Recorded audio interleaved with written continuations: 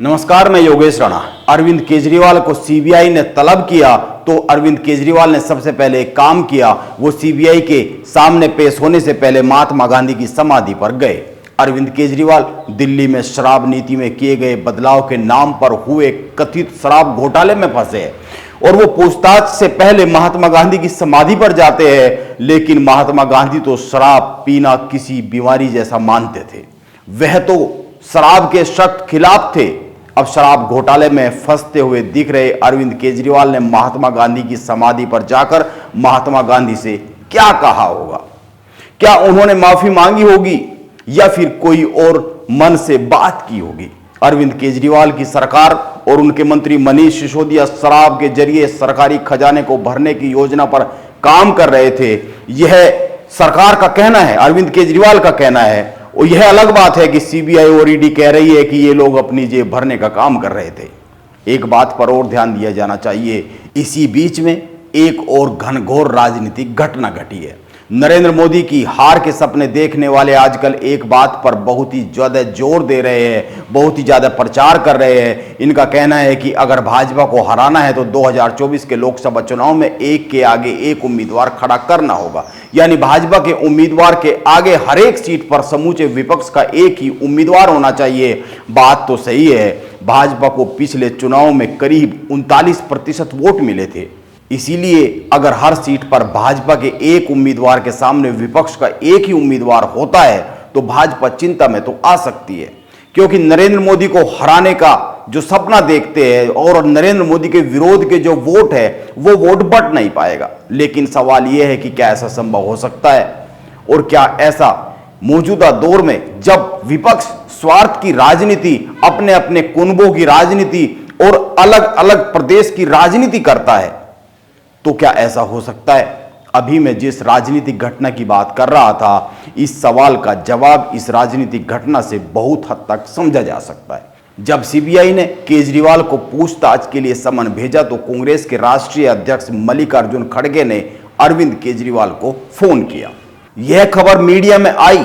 अरविंद केजरीवाल और मल्लिकार्जुन खड़गे राजनीतिक तौर पर एक दूसरे के घनघोर दुश्मन हैं, क्योंकि पहले दिल्ली, फिर पंजाब और इसके बाद गुजरात में अरविंद केजरीवाल ने भाजपा से ज्यादा कांग्रेस को नुकसान पहुंचाया है, कांग्रेस का वोट बैंक हथियाया है। अब ये राजनीतिक दुश्मन एक साथ आना चाह रहे हैं, क्योंकि सीबीआई और ईडी दोनों के लिए परेशानी का सबब बन रही है। लेकिन मेरा एक सवाल है, क्या राहुल गांधी दिल्ली, पंजाब, गुजरात की सारी सीटें अरविंद केजरीवाल के लिए छोड़ने के लिए तैयार हो सकते हैं?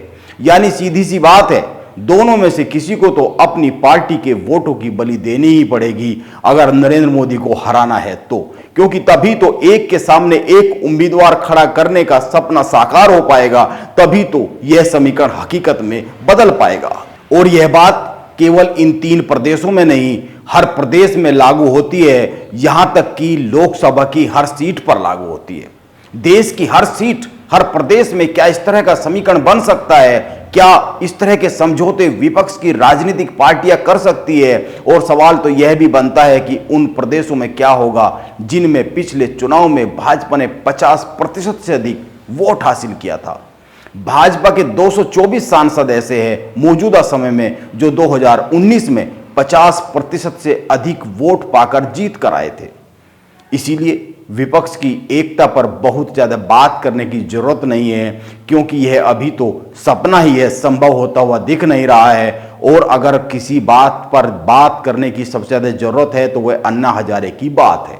अन्ना हजारे क्या कह रहे हैं यह सुनना और समझना चाहिए। अन्ना हजारे ने अभी कई टीवी चैनल्स को इंटरव्यू दिए हैं और कुछ समय पहले अरविंद केजरीवाल के नाम पर एक चिट्ठी भी लिखी थी। अन्ना हजारे अरविंद केजरीवाल को संबोधित करते हुए लिखते हैं, इस जो चिट्ठी लिखी है उसमें से कुछ लाइनें पढ़नी जरूरी है, समझनी जरूरी है। वो अरविंद केजरीवाल को संबोधित करते हुए लिखते हैं, आपकी सरकार लोगों का जीवन बर्बाद करने वाली, महिलाओं को प्रभावित करने वाली शराब नीति बनाने वाली है। इससे स्पष्ट होता है कि आपकी कथनी और करनी में फर्क है। अन्ना हजारे ने दूसरी बात यह कही है कि जांच में कोई बुराई नहीं है जो सीबीआई कर रही है, दोष निकलता है तो सजा होनी ही चाहिए। और अन्ना हजारे ने तीसरी बात यह कही है कि जब केजरीवाल मेरे साथ थे तो मैं हर दिन समझाता था कि दामन पर बुराई का दाग नहीं होना चाहिए। हमेशा देश और समाज का भला होना चाहिए, खुद का नहीं। लेकिन अरविंद केजरीवाल नहीं समझे। ये अन्ना हजारे कह रहे हैं और इसीलिए मैं कह रहा हूं कि क्या शराब घोटाले में फंसे दिखते हुए केजरीवाल को महात्मा गांधी की समाधि पर जाना चाहिए था? और अगर वो वहां पर चले ही गए तो आप सोचिए उन्होंने महात्मा गांधी से क्या बात की होगी।